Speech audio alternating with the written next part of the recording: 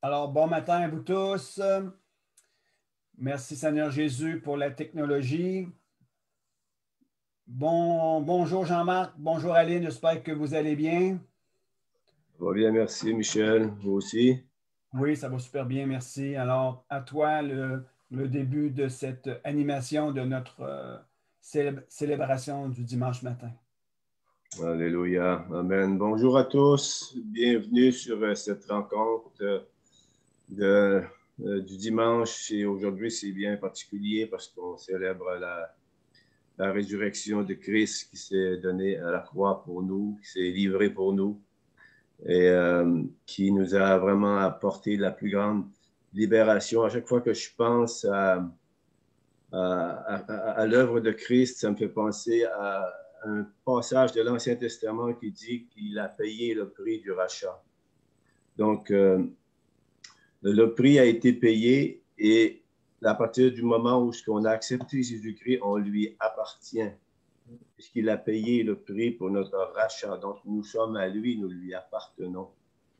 Il a payé le prix total. Et ce matin, c'est un jour de joie, de grande joie, comme tous les jours de toute façon, parce que Christ est ressuscité, il est ressuscité pour toujours.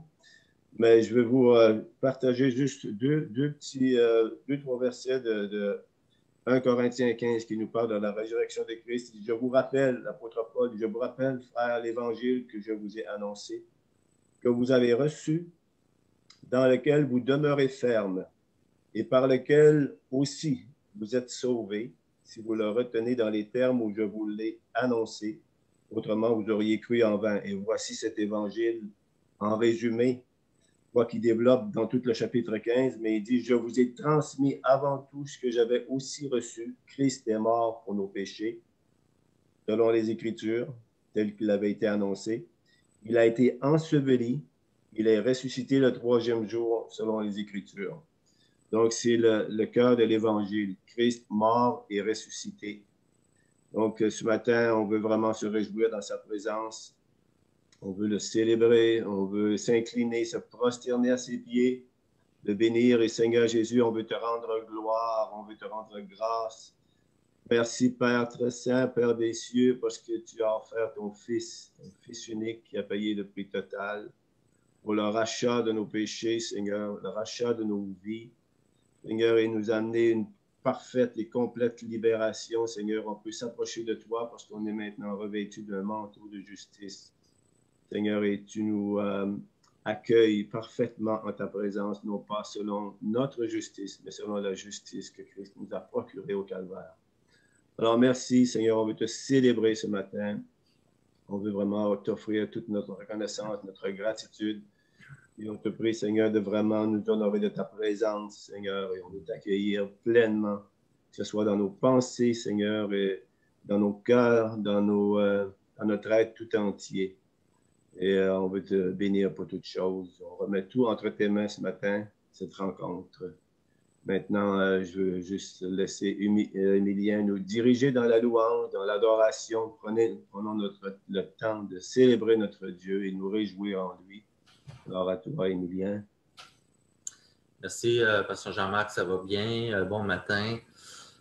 Bonjour à tous. Bonne résurrection de Jésus-Christ, notre Seigneur, notre Sauveur. Quelle belle journée, quelle belle fête, ce temps de réjouissance, cette Pâque pour tous les chrétiens de la terre. Alors aujourd'hui, on veut célébrer.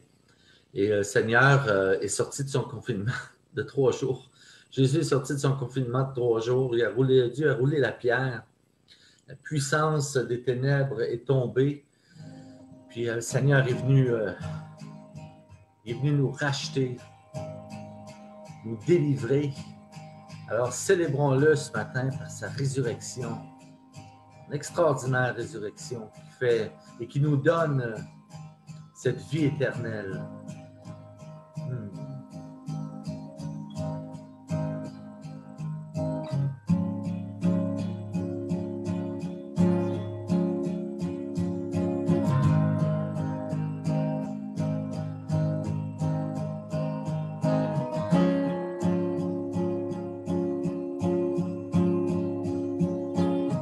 Dieu veut nous secouer la terre, et sa main roulait la pierre. L'espoir naît comme un éclair. Il a enchaîné la mort, crié haut et fort, prouvé que le mal avait tort. Il est ressuscité. Oh, il est ressuscité. Il est ressuscité. Il est ressuscité. Oh,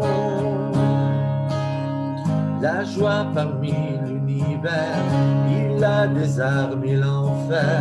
Les anges acclament ce mystère. Il est ressuscité. Il est ressuscité. Il est ressuscité. Il est ressuscité.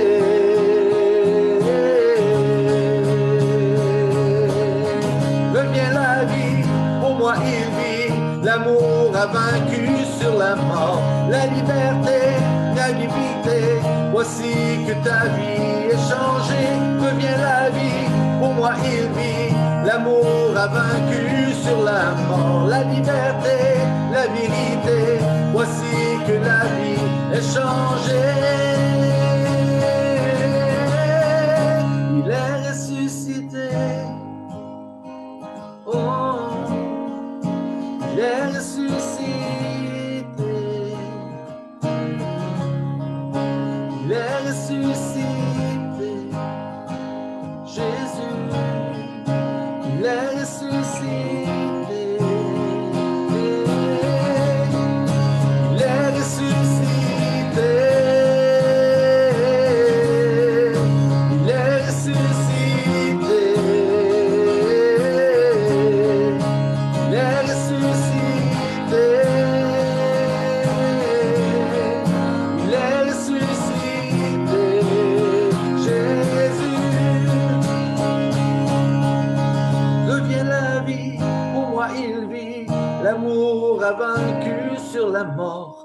La liberté, la vérité. Voici que ta vie est changée. Revient la vie, pour moi il vit. L'amour a vaincu sur la mort. La liberté, la vérité. Voici que ta vie est changée. Il est ressuscité. Il est ressuscité. Jésus, il est ressuscité. Oh, il est ressuscité. Oh, ressuscité.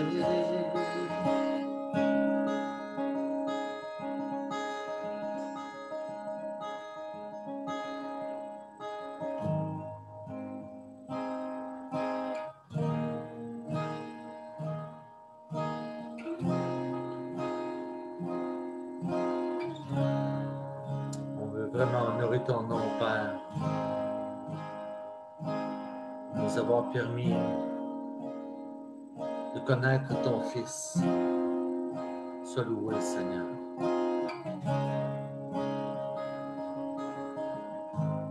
La nuit versa des larmes, le jour noircit son âme, le sauveur de ce monde est tombé. De son corps sur la croix, son sang versé pour moi, il prit le poids de tous mes péchés.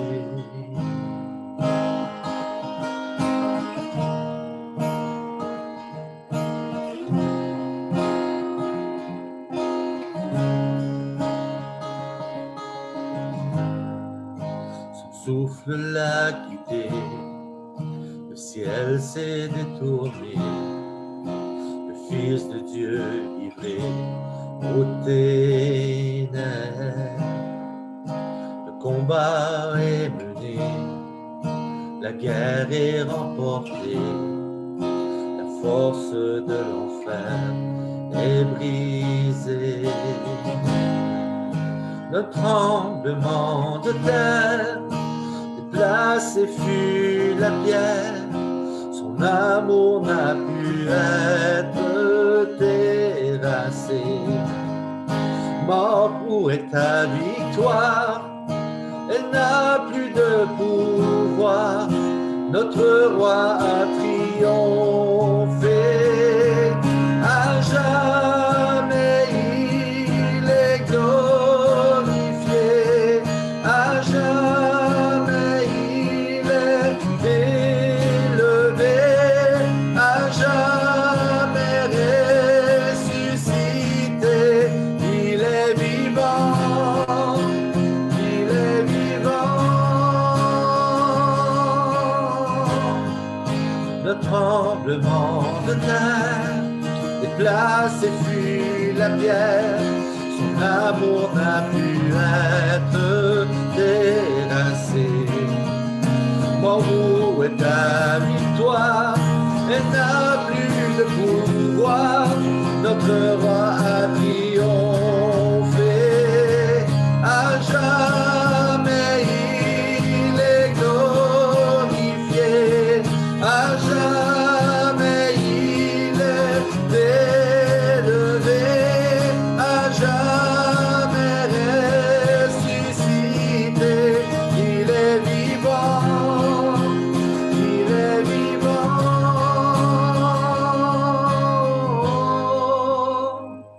Oh, il est vivant.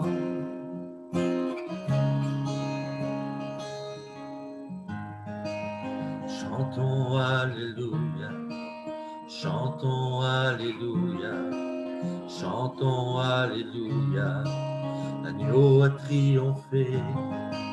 Chantons Alléluia, chantons Alléluia, chantons Alléluia, l'agneau a triomphé. Chantons Alléluia, chantons Alléluia, chantons Alléluia, l'agneau a triomphé. Chantons Alléluia, chantons Alléluia, chantons Alléluia, l'agneau a triomphé. Chantons Alléluia, chantons Alléluia, chantons Alléluia, l'agneau a triomphé. À jamais il est glorifié, à jamais il est élevé, à jamais ressuscité. Il est vivant, il est vivant, à jamais il est glorifié. Jésus, à jamais il est élevé, il est ressuscité, il est vivant. Chantons Alléluia, chantons Alléluia, chantons Alléluia, l'agneau a triomphé. Chantons Alléluia, chantons Alléluia, chantons Alléluia, l'agneau a triomphé. Tu as triomphé, Jésus,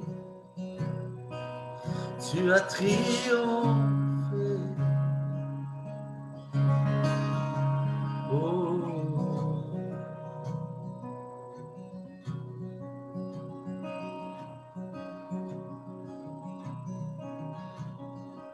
Ton corps brisé, tes mains percées, De tes yeux coulent les larmes qui effacent mon péché. De mes yeux coulent les larmes d'être entièrement pardonné.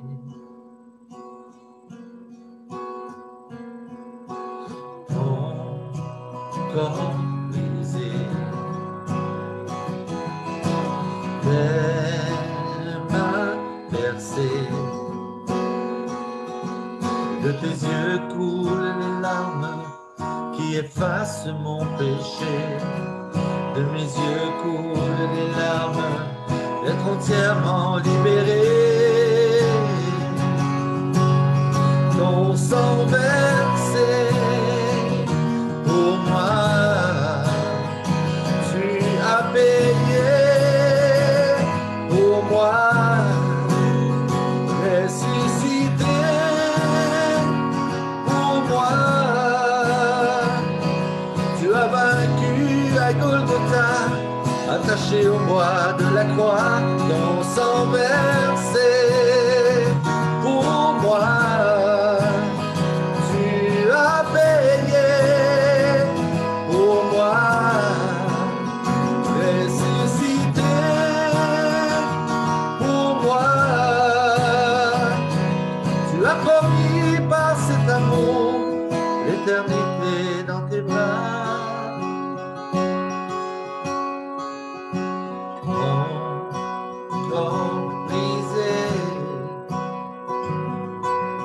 Elle m'a bercé. De tes yeux coulent les larmes qui effacent mon péché. De mes yeux coulent les larmes d'être entièrement pardonné.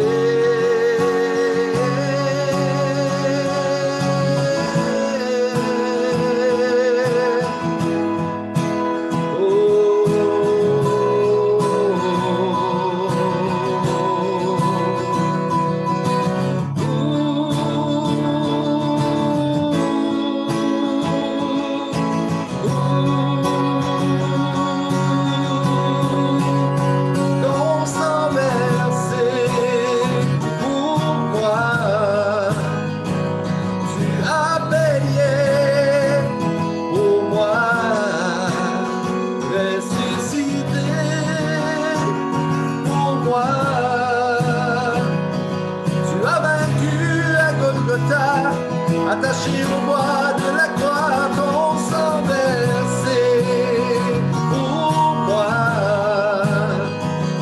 Tu as payé pour moi, ressuscité pour moi.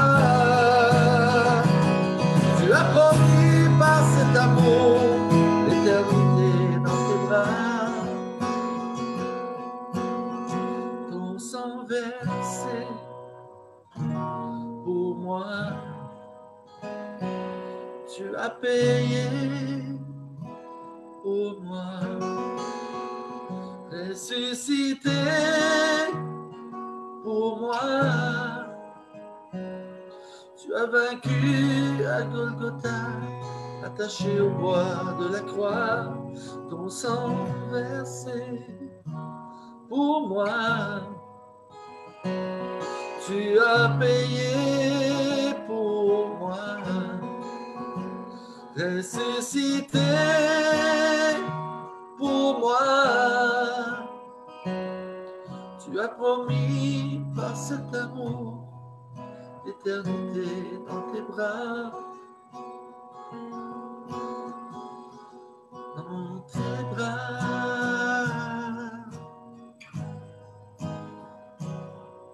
Dans tes bras d'amour, dans tes bras, dans tes bras d'amour.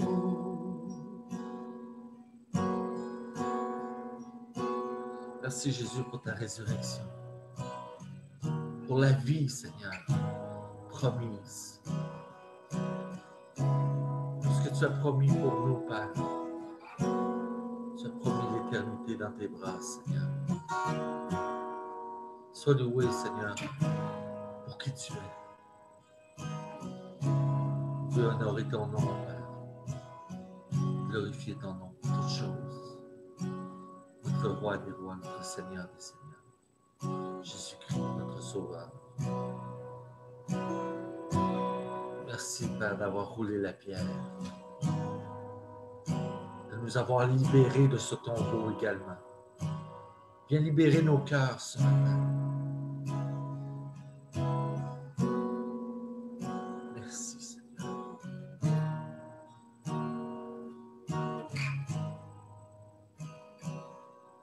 Tu as promis par cet amour l'éternité dans tes bras.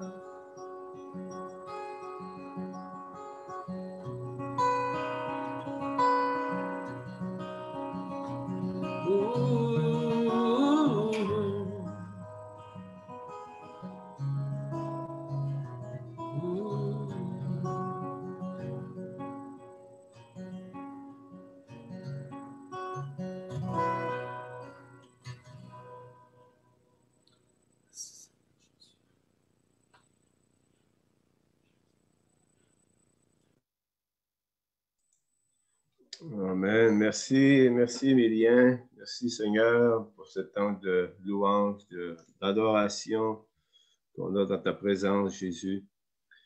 Puis maintenant, je vais laisser la parole au pasteur Michel Denis qui va nous amener un partage que Dieu a mis sur son cœur. Donc, on veut vraiment se mettre à l'écoute de ce que Dieu veut nous dire à travers le pasteur Michel. Amen. Michel. Merci, comme dirait Émilien, et comme je veux reprendre cette parole. Merci, pasteur Jean-Marc, pour cette présentation et pour ton amour que tu as envers l'Église et envers les personnes. Alléluia. Je vais juste mettre quelques petites choses en place ici. Donnez-moi 30 secondes et je vous reviens. Il y a des choses extraordinaires que nous sommes en train de mettre en place ici. La présence de Dieu est toujours merveilleuse. La présence de Dieu est toujours merveilleuse. Je m'en viens. Et voilà, OK, je suis prêt à commencer. Alléluia. Merci, pasteur Émilien, pour ces chants vraiment extraordinaires. Et je tiens à vous saluer, vous tous qui êtes là sur la page Facebook. N'hésitez pas à mettre des commentaires, n'hésitez pas à le partager, n'hésitez pas à nous saluer, à vous saluer entre vous et à mettre des commentaires dans le Messenger. C'est toujours intéressant qu'il y ait un interéchange les uns envers les autres. Évidemment, ce n'est pas l'échange comme nous aimerions avoir dans un lieu public, dans une salle quelconque où on peut se rencontrer. Mais bon, je sais que nous devons utiliser les moyens qui sont à notre portée. Merci Seigneur Jésus pour ce temps merveilleux. Alléluia. Merci Seigneur Jésus. Merci pour ta grâce. Merci pour ton amour, Père.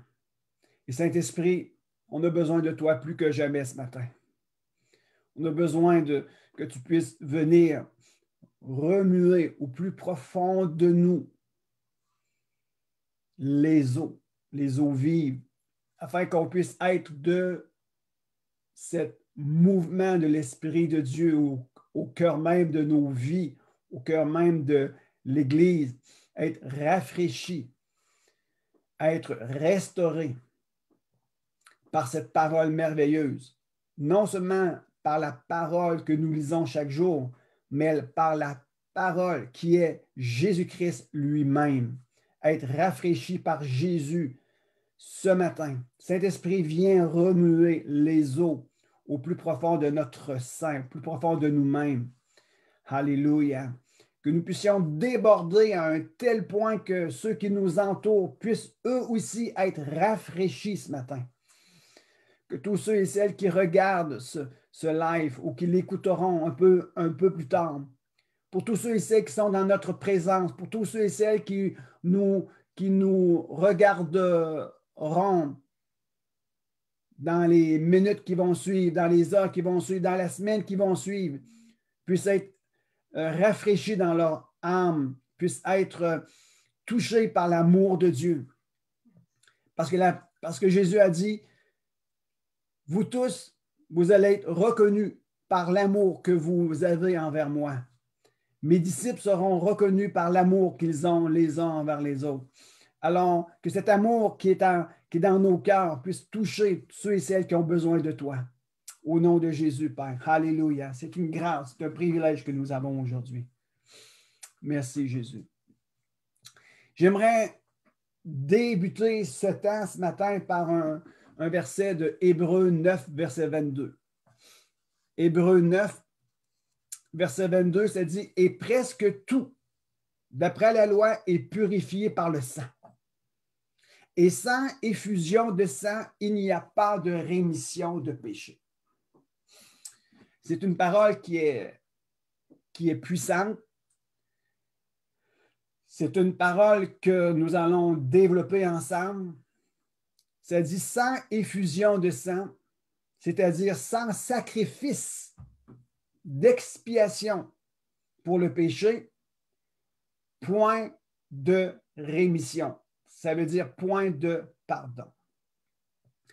L'expiation, qui vient du mot expier, nous parle de réparer.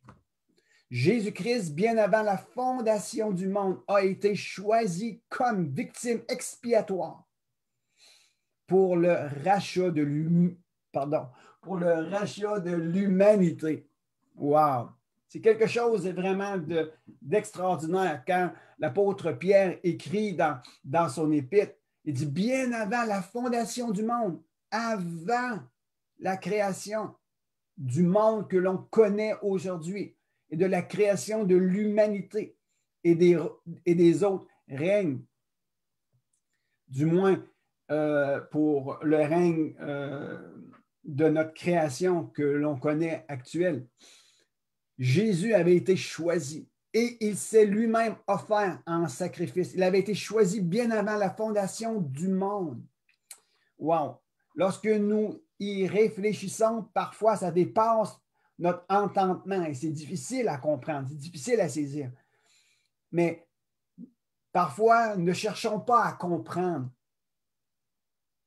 les mystères de Dieu, bien que c'est à notre portée de recevoir la révélation des mystères de Dieu. Mais parfois, il y a un temps que ne cherchons pas trop à comprendre, parce qu'on peut se perdre dans essayer de comprendre. Mais parfois, il est juste bon de se réjouir. Je ne comprends pas nécessairement tous les mystères de Dieu et les mystères du royaume. Mais lorsqu'on réalise que bien avant la fondation du monde, Christ a été choisi comme victime expiatoire, c'est difficile à saisir.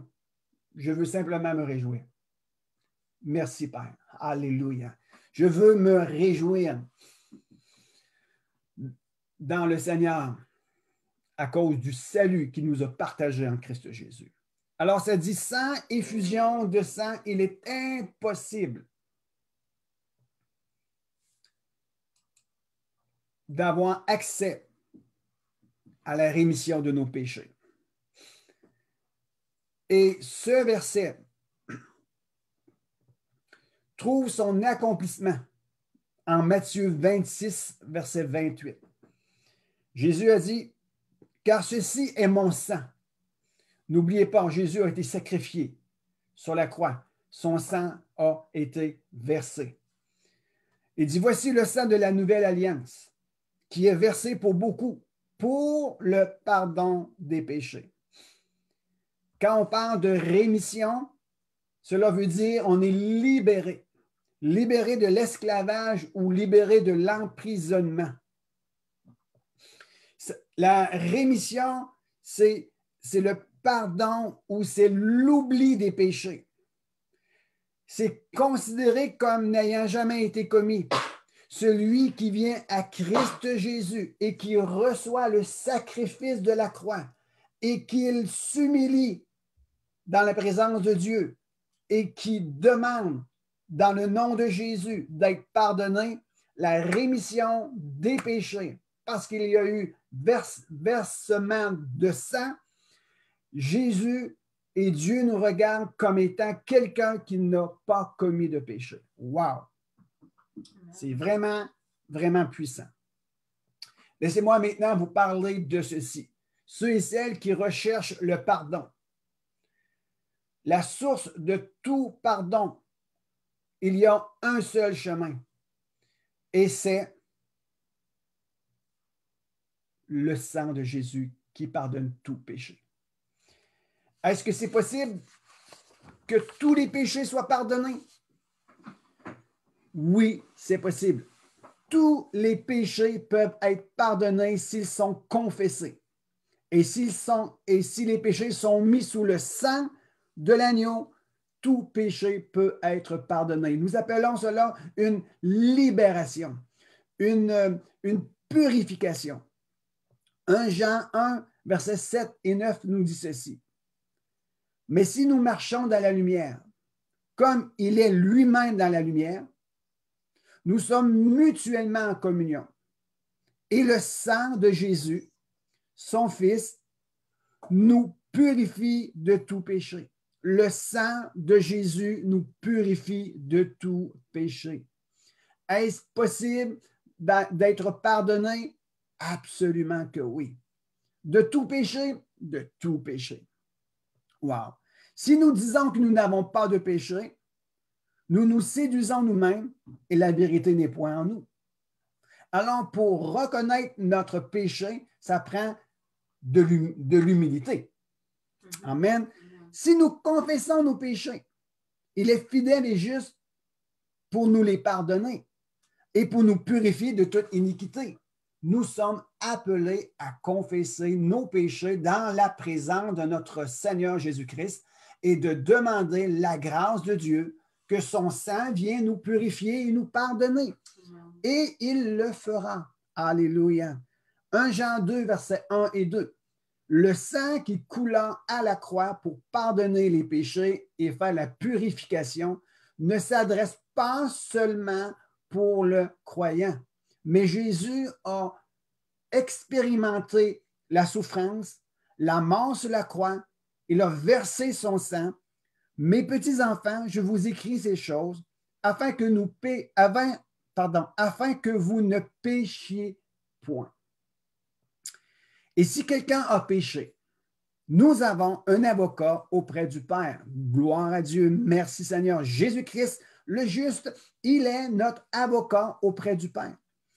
Il est lui-même une victime expiatoire pour nos péchés. Non seulement pour les nôtres, alléluia, mais aussi pour ceux du monde entier. Frères et sœurs, j'aimerais vous dire ceci. Quand Jésus est mort à la croix, oui, nous avons fait cette expérience. Nous avons activé la parole dans nos vies. Nous avons activé par la foi, à cause de la grâce qui se trouve être en Jésus-Christ, nous avons activé la puissance de la croix pour nos propres vies. Et par le fait d'avoir activé par la foi l'œuvre de Dieu en Jésus-Christ, nous avons été pardonnés. Mais voici ce que je veux vous encourager ce matin. Allez dire aux gens, allez leur annoncer à ceux qui vous entourent et qui ne connaissent pas encore le don merveilleux de Jésus-Christ. Allez vers ceux et celles qui n'ont pas encore expérimenté cet amour inconditionnel du Père. Allez leur dire que leurs péchés sont pardonnés et montrez-leur comment activer cette puissance pour leur propre vie, afin qu'ils puissent eux aussi connaître la liberté, afin qu'eux aussi puissent connaître la purification de leurs péchés et qu'ils puissent se sentir aimés du Père.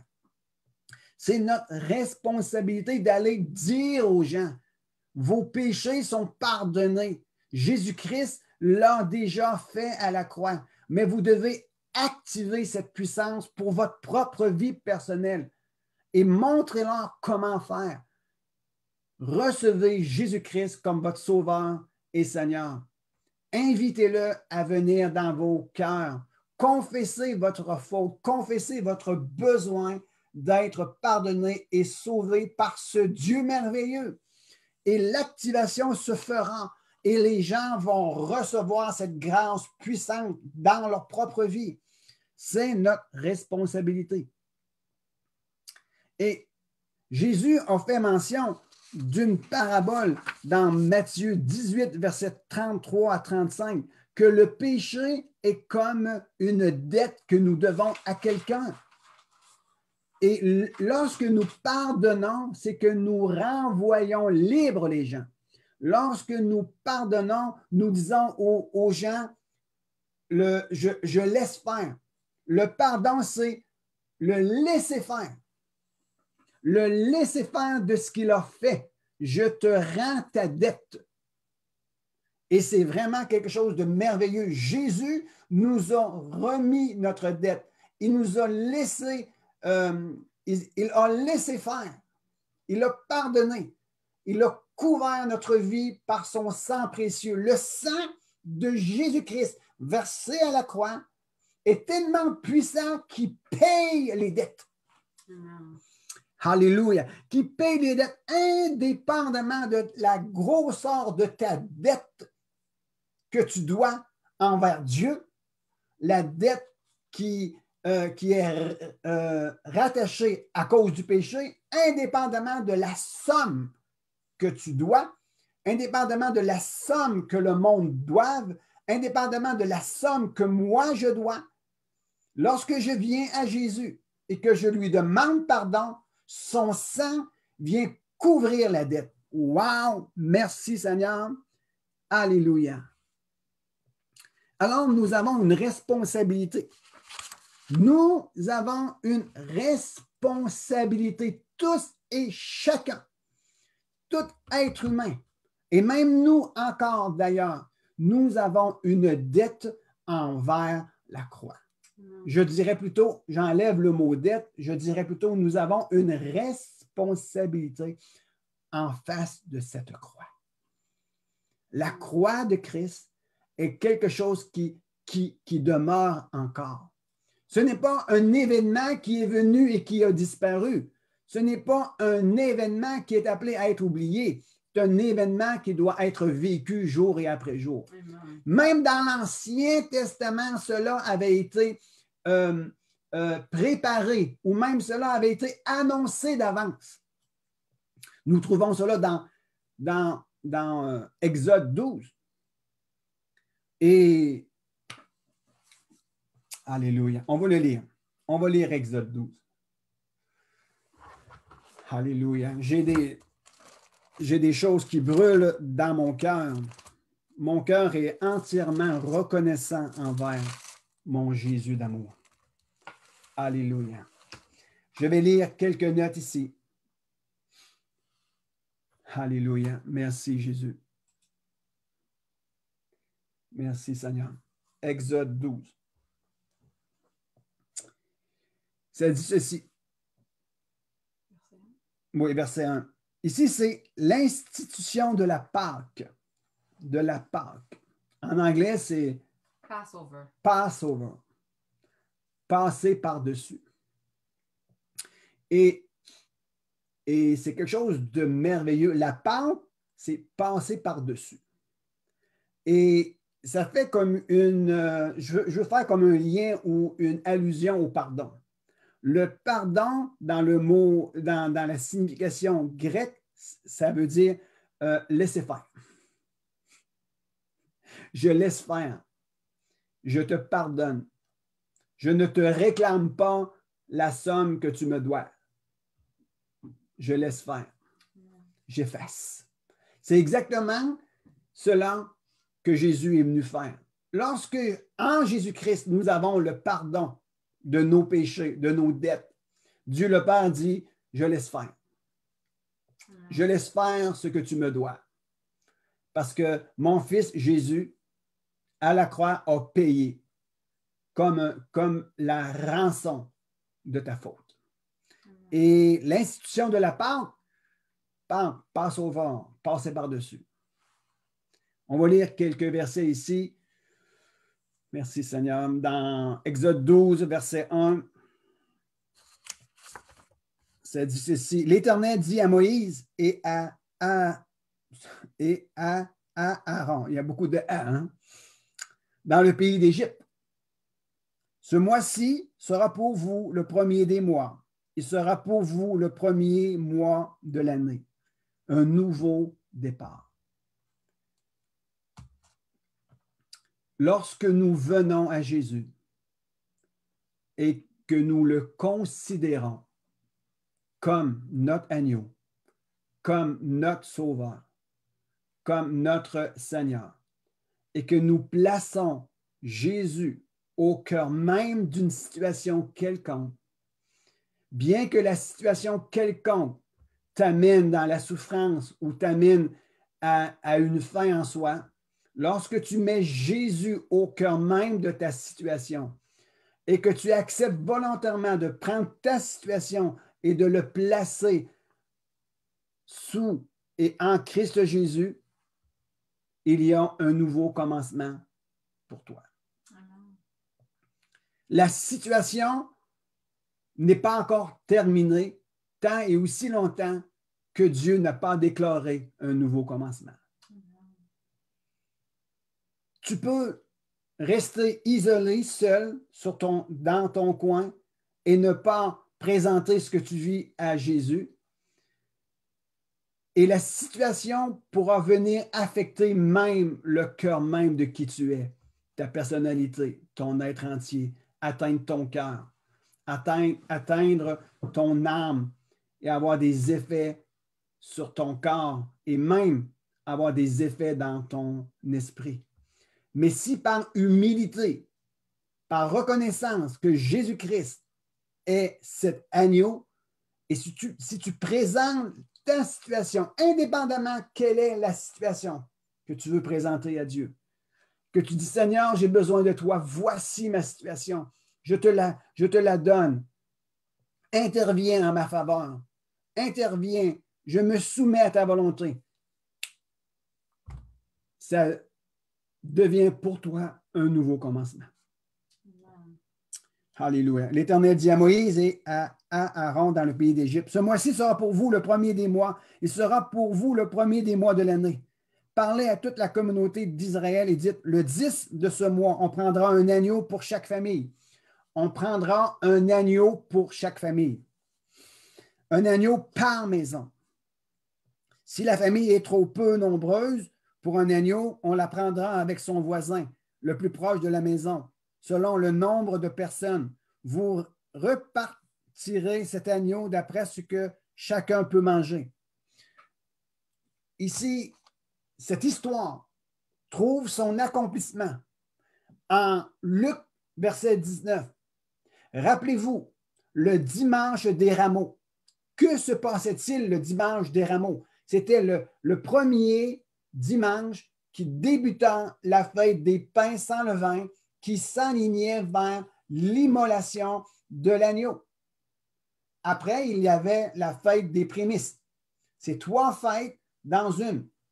Alors, le dimanche des rameaux, nous avons, lorsque nous lisons les évangiles, l'entrée triomphante de Jésus à Jérusalem. Et ce dimanche-là en particulier, tout le peuple d'Israël se rendait à Jérusalem, du moins pour ceux qui étaient capables de se rendre à Jérusalem.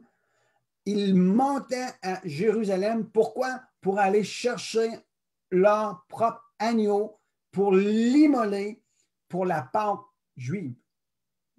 Et Jésus se présente sur un ânon au milieu de tous ces agneaux-là. Pourquoi?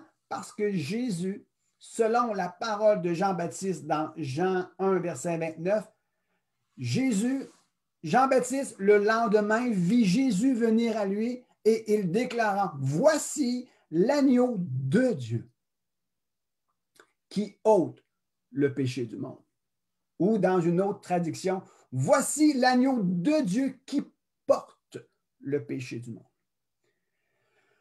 Dans la loi juive, l'agneau ou le bouc, on déposait symboliquement le péché sur cet agneau et on le sacrifiait. Et on faisait l'aspersion du sang.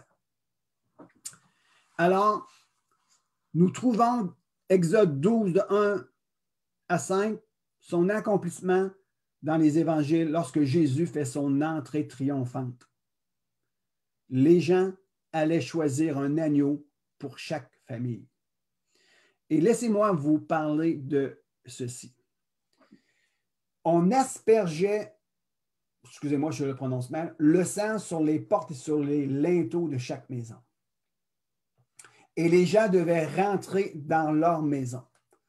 Et durant cette nuit même, l'ange de la mort est passé et lorsqu'il voyait le sang, il passait par-dessus et il amenait le jugement là où le sang n'était pas répandu. Mais les gens se trouvaient où? Dans la maison. Et non seulement ils étaient dans la maison, mais l'institution de la Pâque ici stipule que les gens dans la maison mangeaient leur agneau. Mangeaient leur agneau. Chaque famille, chaque maison devait avoir leur agneau. Aujourd'hui, chaque chrétien, chaque croyant, chaque personne qui veut bénéficier de la grâce et de la vie et de les promesses en Christ Jésus doit avoir leur agneau. Personnellement, pour leur propre vie. Pour leur propre vie. J'ai mon agneau à moi. Ma famille a son agneau. Il s'appelle Jésus-Christ de Nazareth. Amen. Et vous devez vous avoir dans vos maisons cette relation avec cet agneau, Jésus-Christ de Nazareth. Jésus a dit dans Jean 6, verset 56, « Celui qui mange ma chair et qui boive mon sang. » Jésus a parlé dans un langage spirituel. Je suis cet agneau qui va s'offrir sur la croix pour le rachat de quiconque croit en moi, pour le rachat de tous les péchés du monde. Et celui qui mange ma chair et boit mon sang. C'est une parole figurée qui a une portée spirituelle. Jésus a dit, mes paroles sont esprit et vie. Celui qui sait entendre ce que je dis, par ses paroles vivra. Alors, nous devons avoir notre propre agneau pour notre propre vie. Et l'agneau, tel a été dans le naturel un aliment pour donner force et courage, cet agneau qui est Jésus-Christ est une nourriture spirituelle pour chacun, pour soi, pour nous nourrir et être capable de rentrer dans la nouvelle saison qui nous est proposée. Je tiens à vous dire ceci, et probablement que je n'irai pas plus loin, mais je veux juste mettre l'emphase.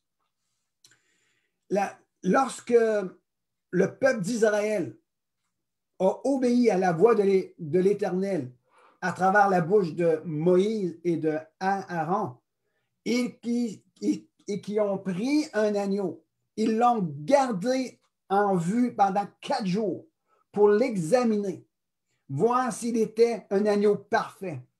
Tel Jésus est, il est l'agneau de Dieu parfait. Il est l'agneau parfait. Ils l'ont gardé en garde de vue pendant 4 jours avant de l'immoler. Lorsque Jésus est monté le dimanche des Rameaux, il s'est présenté devant la foule et les gens l'ont examiné et les gens l'ont vu. Mais laissez-moi vous parler d'une façon un peu plus symbolique et d'un point de vue un peu plus compréhension spirituelle. Lors du baptême de Jésus-Christ par Jean-Baptiste.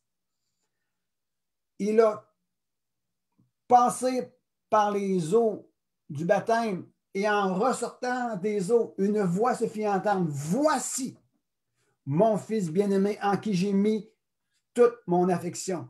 Par cette parole même, il devenait cet agneau de Dieu que les gens devaient observer.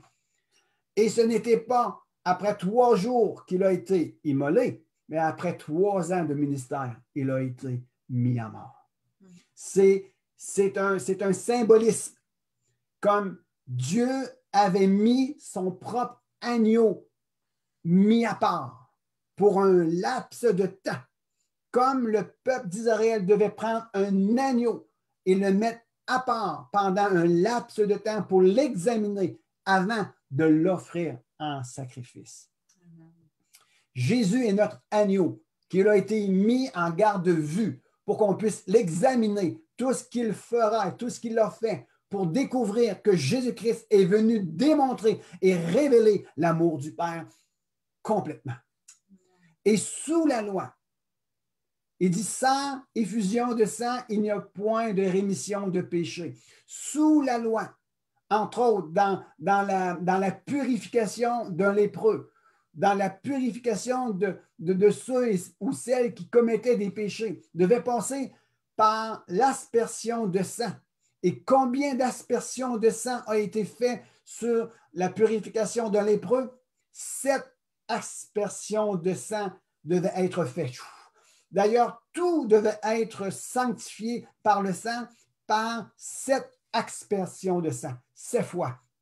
Et cela, c'était en vue, c'était un signe prophétique que l'agneau de Dieu, Jésus-Christ, allait, à travers son corps, répandre 7 fois le sang. À 7 endroits particuliers, le sang de Jésus a coulé de son corps.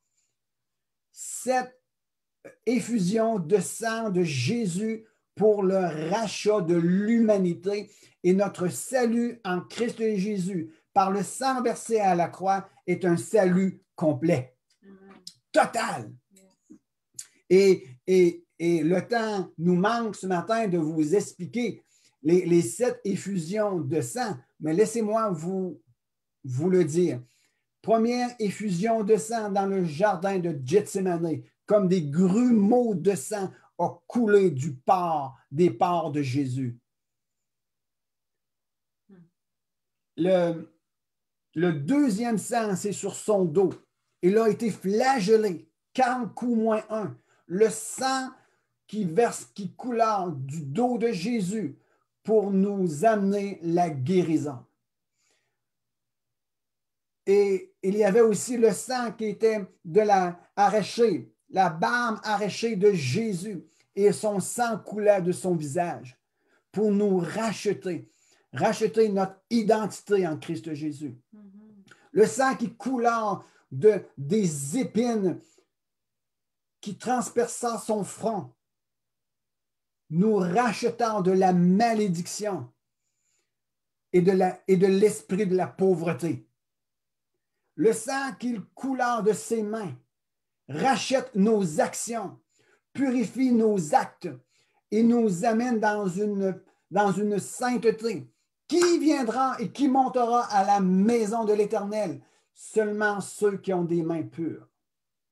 Et Jésus, le sang qui coula de ses mains, a purifié nos actions. Le sang qui coula des pieds de Jésus est un autre endroit. Et le dernier endroit, c'est lorsqu'on lui transperça le côté.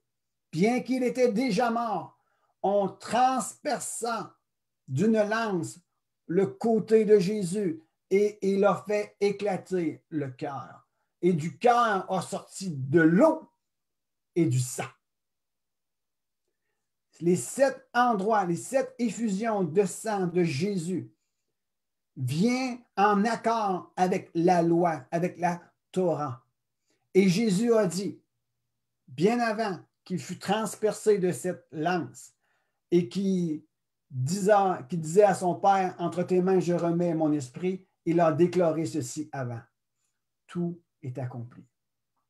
Le salut de l'humanité et le rachat de l'humanité, le brisement des puissances et des ténèbres a été accompli par la mort de Christ et par la résurrection d'entre les morts 3 jours plus tard. Je dis bien 3 jours et 3 nuits plus tard. Littéralement 3 jours et 3 nuits. Parce que Jésus avait dit, aucun signe ne vous sera donné si ce n'est que le signe de Jonas. Et la mort de Christ devait accomplir le signe de Jonas. 3 jours et 3 nuits dans le ventre d'une baleine, d'un gros poisson. Jésus, 3 jours et 3 nuits dans le creux de la mort. Et lorsqu'il a été ressuscité d'entre les morts, wow, toute une merveilleuse grâce et puissance avait été libérée. Amen. Alléluia. Je vais terminer ici parce que je pense qu'il est temps qu'on puisse juste réfléchir et considérer que l'œuvre de Jésus-Christ à la croix est une œuvre vraiment extraordinaire. Je termine quelques versets de Exode 6, Exode 12, juste pour vous donner ce que je suis en train de vous dire. C'est quelque chose qui repose sur la parole de Dieu. Exode 12, verset 5. Ça sera un agneau sans défaut, mâle, âgé d'1 an. Vous pourrez prendre un agneau ou un chevreau sans défaut. Jésus-Christ est sans défaut. Vous l'aurez en garde jusqu'au 14e jour de ce mois. Et toute l'assemblée de la communauté d'Israël l'immolera entre les 2 soirs. On prendra de son sang et l'on mettra sur les 2 poteaux et sur les linteaux de la porte des maisons où on le mangera. Non seulement le sang a été versé, mis sur les linteaux, la protection sur les maisons, mais il y avait aussi une communion. Il devait avoir une communion avec cette alliance. Et la communion était de manger l'agneau en famille. Chacun devait manger pour sa part à lui une portion de cet agneau.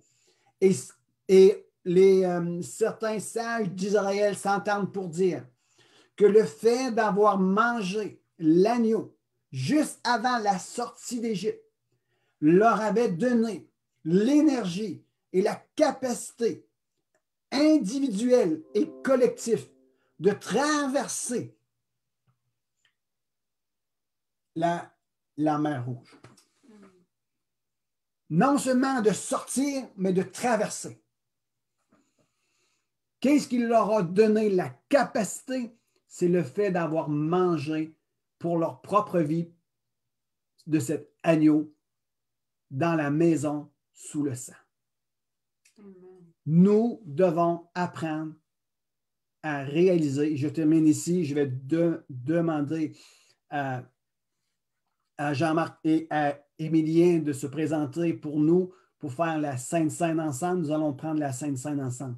Mais en conclusion de cet court enseignement très simple, très basique, c'est que nous devons réaliser que pour nous, personnellement, nous devons non seulement croire au sacrifice de Jésus-Christ à la croix, mort pour nos péchés, et de le confesser de notre bouche, mais nous devons aussi manger de cet agneau. Nous devons rentrer en communion personnelle et intime avec ce Jésus merveilleux. La parole de Dieu dit que l'homme ne vivra pas de pain seulement, de la nourriture terrestre, mais il va se nourrir aussi de toute parole qui sortira de la bouche de Dieu. Nous devons vivre et aller chercher notre agneau jour et après jour, une portion de cet agneau jour après jour. Pourquoi? Pour aller et rentrer dans la nouvelle saison qui est placée devant nous. Amen. Nous recevons le sacrifice de Jésus-Christ à la croix, cet agneau immolé pour nous racheter. Nous avons cette communion chaque jour et nous passons de l'ancienne saison pour entrer dans une nouvelle saison. Jour et après jour, le fait d'être en communion avec Jésus intimement, moi et ma famille, ça nous donne la capacité de rentrer dans une nouvelle saison de plus en plus glorieuse. Même l'apôtre Paul, a dit, de gloire en gloire et de victoire en victoire. La base de cette révélation-là se retrouve à être en communion avec notre agneau, avec notre Jésus. Nous nous nourrissons de qui il est afin qu'il puisse nous donner la capacité, l'énergie de rentrer dans une nouvelle saison de gloire en gloire, de victoire en victoire. Je laisse la place maintenant à nos co-animateurs pour nous faire pénétrer dans la Sainte Sainte. Amen. Merci, Michel. Merci. Justement, pendant que tu parlais, il y a un mot que je ne connaissais pas, puis que je l'avais déjà entendu, c'est le mot télestai.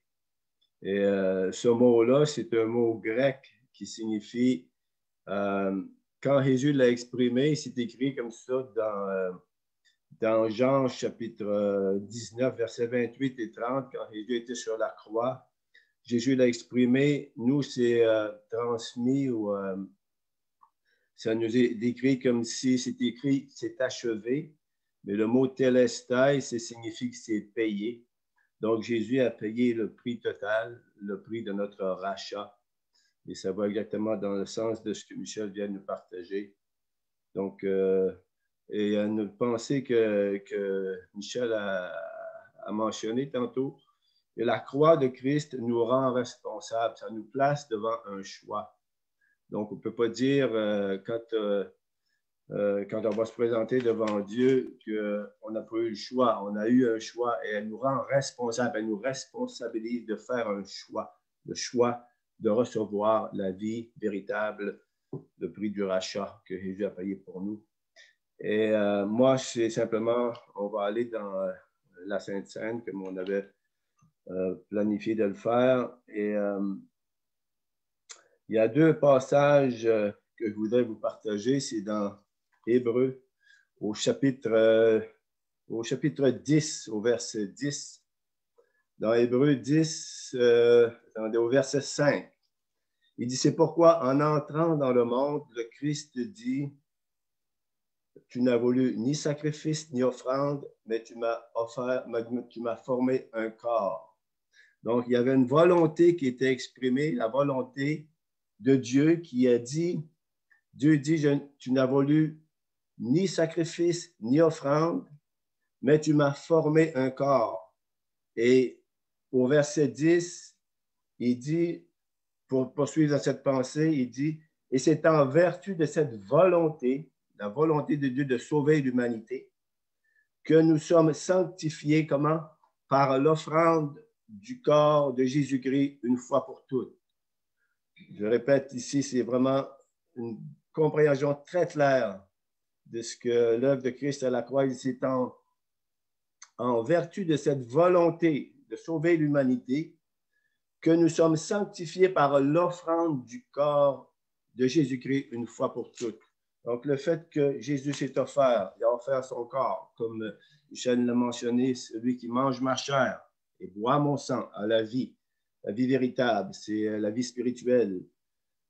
Et pour aller dans la Sainte Seine, c'est vraiment le pain qui représente l'offrande du corps de Jésus-Christ. C'est pour ça que Jésus a établi à la Sainte Seine cette cérémonie-là que nous on fait depuis des siècles, en fin de compte, dans la chrétienté, qui représente vraiment l'offrande du corps de Christ lorsqu'on va prendre le pain. Donc, je vous invite à prendre le pain. Et Jésus, Paul, va dire dans le chapitre 11 de 1 Corinthiens, au verset 23, il dit, « Car moi, j'ai reçu du Seigneur ce que je vous ai transmis. Le Seigneur Jésus, dans la nuit où il fut livré, prit du pain, et après avoir rendu grâce, il le rompit et dit, « Ceci est mon corps qui est pour vous, faites ceci en mémoire de moi. » Donc, lorsqu'on prend le pain, ce qu'on symbolise, ce qui est symbolisé, c'est vraiment l'offrande du corps de Christ, hein, qui a été offert, il dit, qui est pour vous, tellement extraordinaire. Jésus dit ça, ce corps offert à la croix du Calvaire, le prix total, est pour vous. Ceci est pour vous. Faites ceci en mémoire de moi. Alors, Seigneur Jésus, on veut te bénir. On veut vraiment être reconnaissant de tout notre cœur, Seigneur, de tout notre être, au plus profond de notre esprit, de notre âme, Seigneur, de reconnaître que l'œuvre que tu as accomplie au Calvaire, l'offrande de ton corps nous procure la vie. Seigneur, elle pénètre en nous, Seigneur. Cette offrande, elle pénètre en nous, l'offrande de ton corps, et nous permet, Seigneur, d'être réconciliés complètement avec toi, Seigneur. Et Seigneur, nous prenons ce matin, nous prenons, Seigneur, ce pain, symbolisant l'offrande du corps, et merci pour le sacrifice parfait, le don total que tu as accompli à la croix du Calvaire pour nous. Donc, prenons le pain ensemble en mémoire du corps de Christ.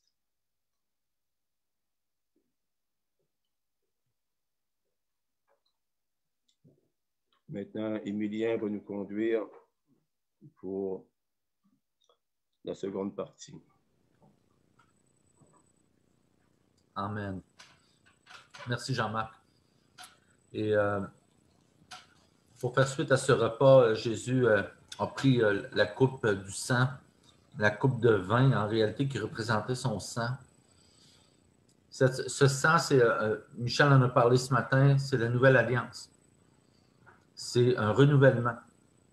Et la Passover, le sang a protégé le peuple en Égypte, comme le sang de Jésus protège ceux qui le reconnaissent pour l'œuvre qu'il a faite à la croix.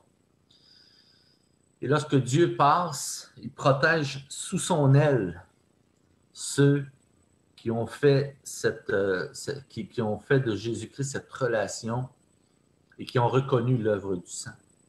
Et je vous amène dans un passage dans Romains 5,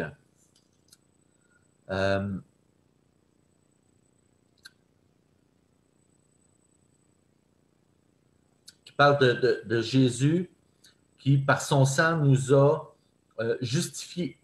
À plus forte raison, donc, maintenant que nous sommes justifiés par son sang, serons-nous sauvés par lui de la colère? Car si, lorsque nous étions ennemis, nous avons été réconciliés avec Dieu par la mort de son Fils, à plus forte raison, étant réconciliés, serons-nous sauvés par sa vie.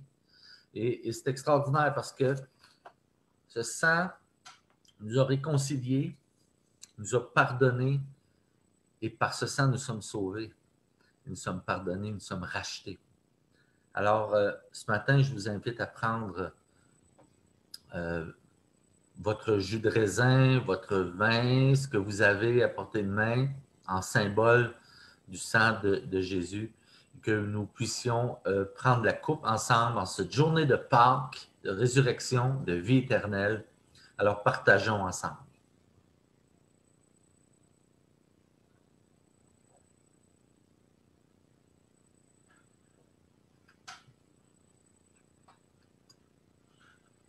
Amen.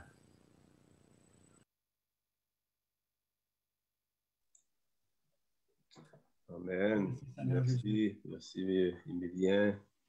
Donc, Michel, je crois qu'on faut continuer à partager.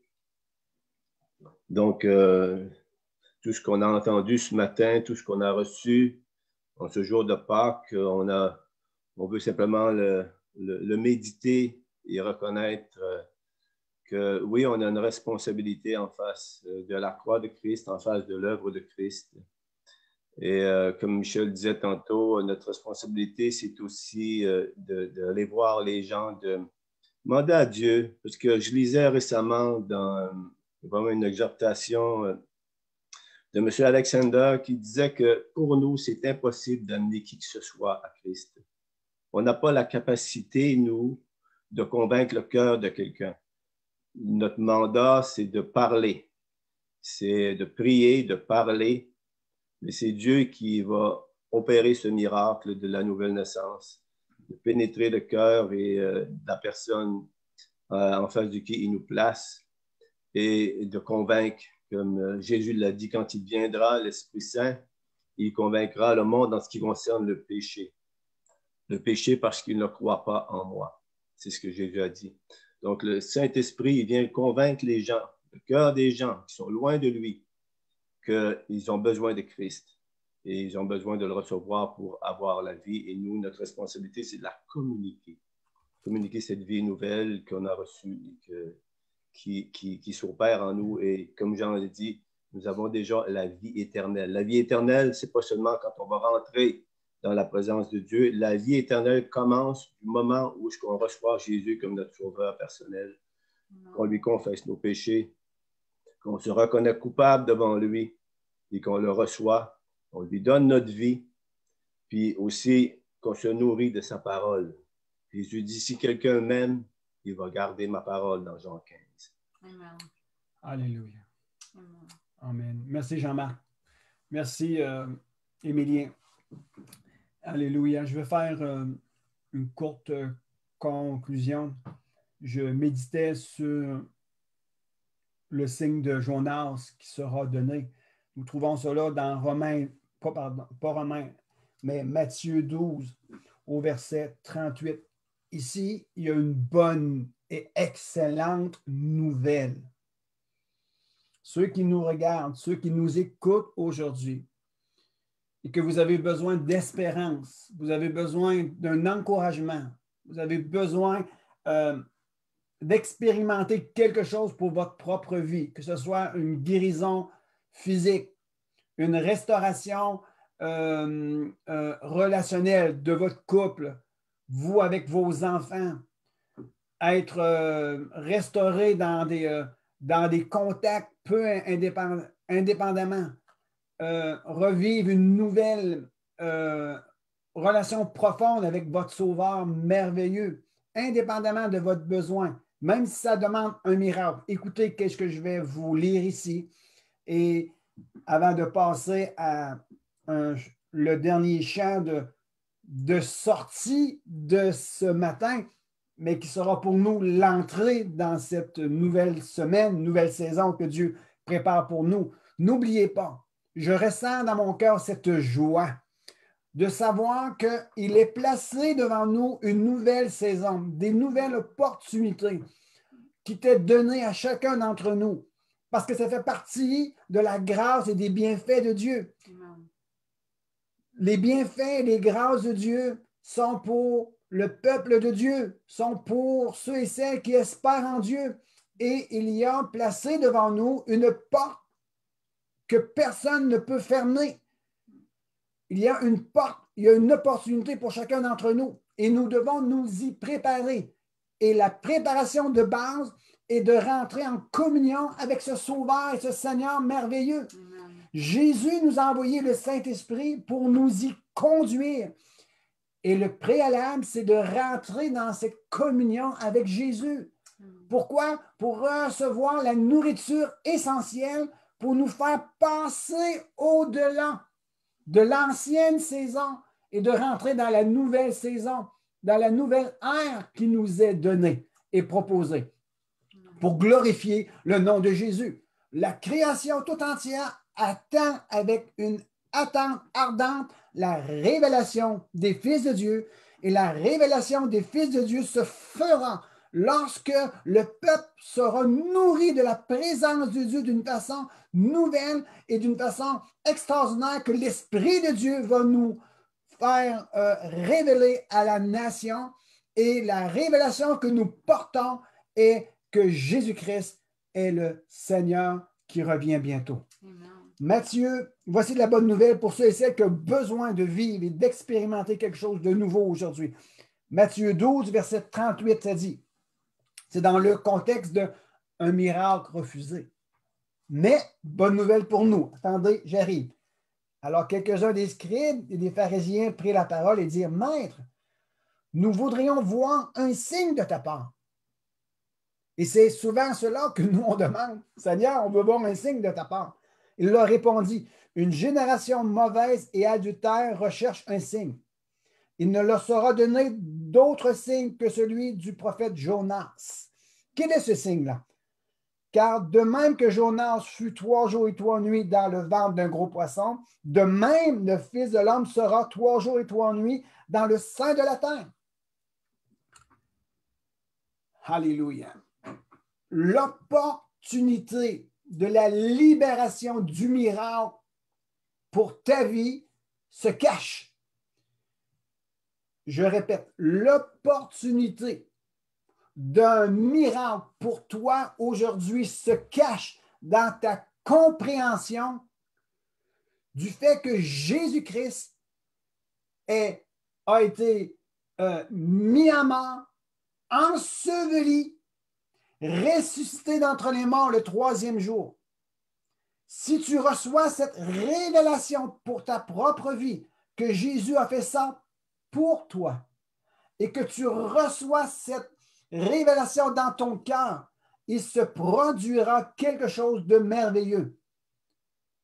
Le potentiel d'un miracle inattendu pour ta vie.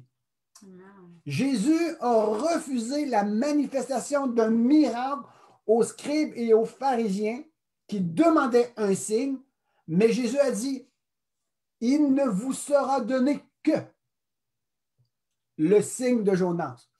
Et si vous comprenez la révélation de la raison pourquoi je suis venu, il vous sera accordé faveur sur votre vie. Est-ce que vous me comprenez ici? Alors, alléluia, ceux et celles qui ont besoin de miracles et de guérison, le potentiel se cache dans la révélation de la compréhension de que Jésus est mort, ressuscité d'entre les morts pour toi. Nourris-toi de Jésus et le potentiel de la grâce de Dieu est en toi. Je terminerai avec ceci. 3 jours, 3 nuits dans le sein de la terre. Actuellement, le Québec, le Canada et le monde entier sont sous la 3e vague, sont sous le 3e confinement. Après 3 jours, il y a eu résurrection.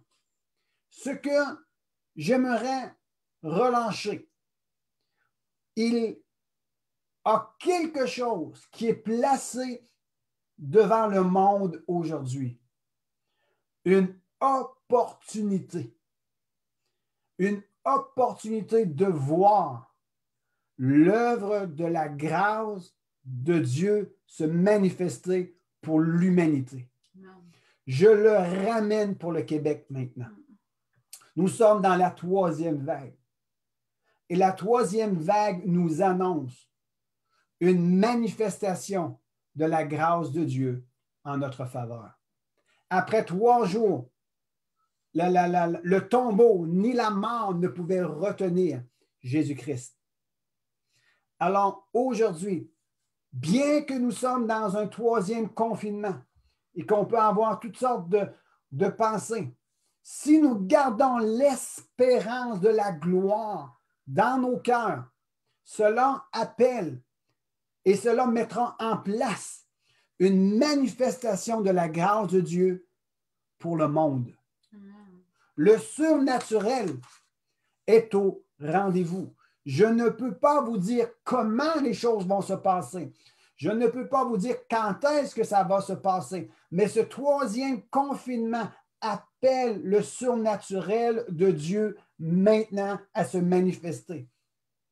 Il y aura une nouvelle naissance à ce qui est mort.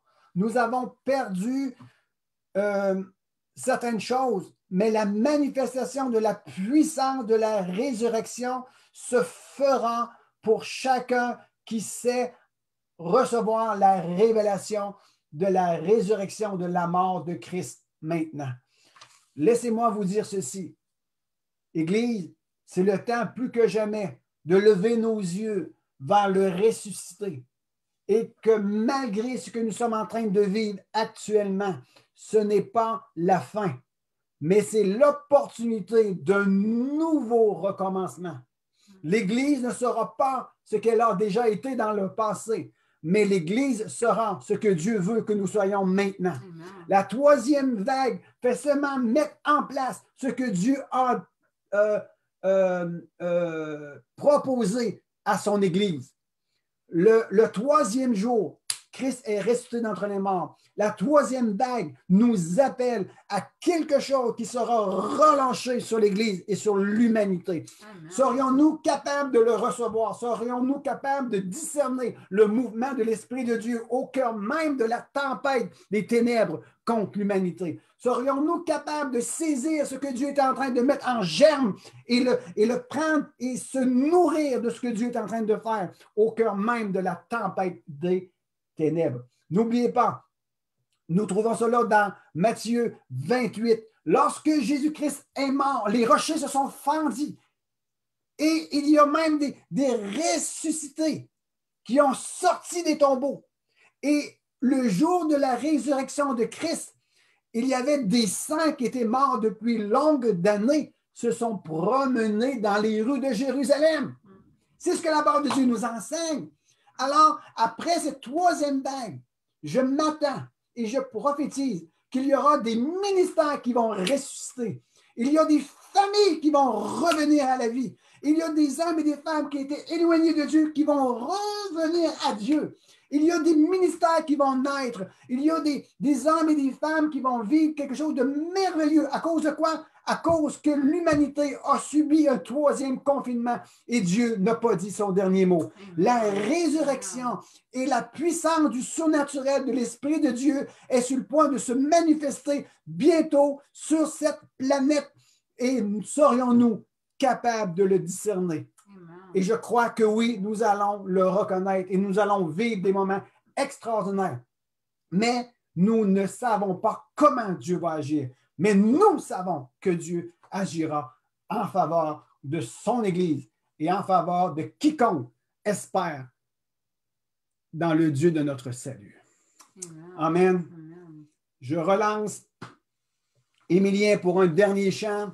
Et si Jean-Marc a un dernier mot à dire, vous pouvez prendre votre liberté et je lance la bénédiction sur le peuple gaspésien, les îles et le nord du Nouveau-Brunswick, sur toutes les familles de la Gaspésie. J'appelle la puissance de la résurrection. J'appelle les bienfaits de notre Dieu à se manifester. Non, il n'est pas vrai que le troisième confinement va venir priver le peuple de Dieu de toutes les provisions de l'Éternel. Ce troisième confinement peut peut-être nous amener à subir une oppression dans le naturel, mais le surnaturel en Christ Jésus sera relâché. J'appelle le relâchement du surnaturel de Dieu sur nous tous, qui vient affecter nos vies à un tel point qu'on peut se réjouir et donner la gloire à Dieu et amener devant le monde la grandeur de notre roi des rois en ce jour. Alléluia. J'appelle la résurrection de l'Éternel. Amen. Émilien, je te laisse la place, cher ami.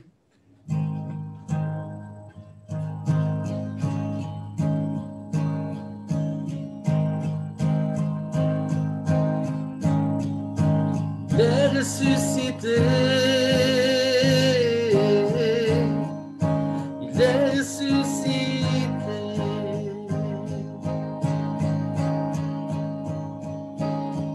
Dieu venu secouer la terre et sa main rouler la pierre, l'espoir naît comme un éclair.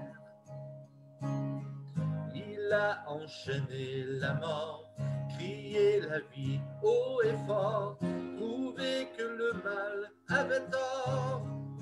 Il est ressuscité. Il est ressuscité. Il est ressuscité.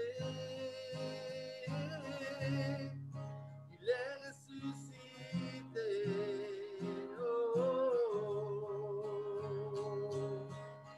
La joie parmi l'univers, il a désarmé l'enfer, les anges acclament ce mystère, il est ressuscité, il est ressuscité,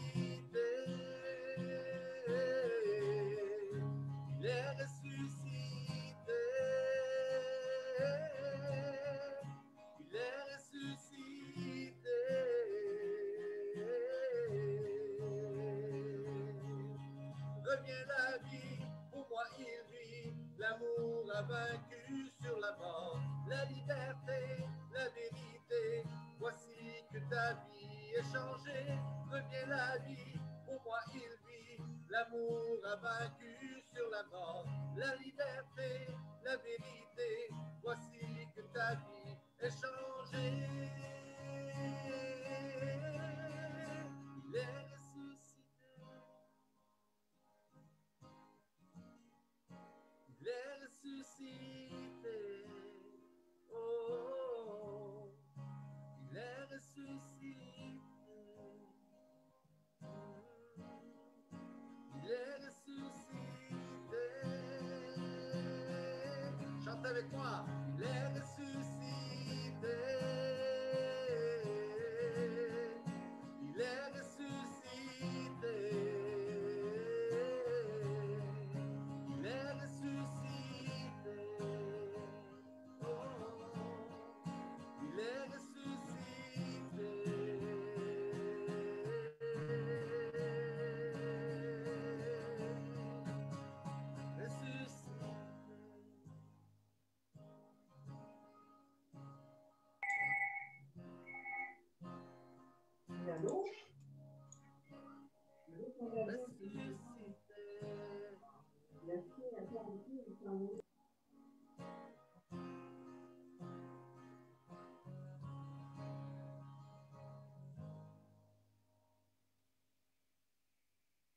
Amen.